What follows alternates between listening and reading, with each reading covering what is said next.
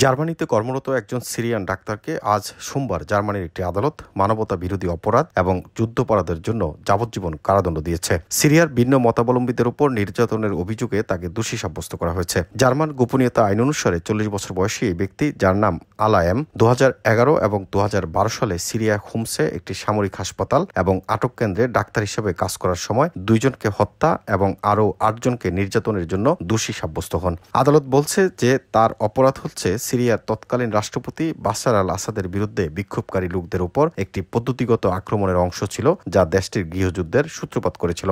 ডিসেম্বরে আসাদের পতন ঘটে, তার সরকার বন্দীদের নির্যাতনের অভিযোগ অস্বীকার করে। আলা এম 2015 সালে জার্মানিতে আসেন। বিপুল সংখ্যক সিরিয়ান শরণার্থীর মধ্যে জার্মানিতে পালিয়ে আসার পর প্রায় 10,000 সিরিয়ান চিকিৎসকের একজন হয়ে ওঠেন, যারা দেশের স্বাস্থ্যসেবা ব্যবস্থায় তীব্র কর্মী ঘাটতি মেটাতে সাহায্য করছিলেন। ফ্র্যাঙ্কফুর্টের উচ্চ আঞ্চলিক আদালত এক বিবৃতিতে জানিয়েছে 2020 সালে জুন মাসে তাকে গ্রেপ্তার করা হয়েছিল এবং প্যারোল ছাড়াই তাকে যাবজ্জীবন কারাদণ্ড দেওয়া হয়েছিল। আসামি দোষী সাব্যস্ত না হয়ে নিজেকে নির্দোষ দাবি করে বলছে সে একটি ষড়যন্ত্রের লক্ষ্যবস্তু। জার্মান প্রসিকিউটররা সার্বজনীন বিচার ব্যবস্থা আইন ব্যবহার করছেন, যা তাদের বিশ্বের যে কোনো স্থানে সংঘটিত মানবতা বিরোধী অপরাধের সন্দেহভাজনদের বিচারের জন্য আবেদন করার অনুমতি দেয়।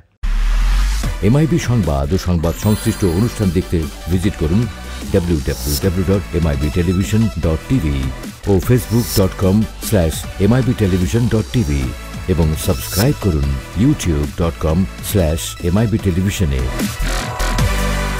এমআইবি টেলিভিশন, সত্য খবর, সঠিক খবর।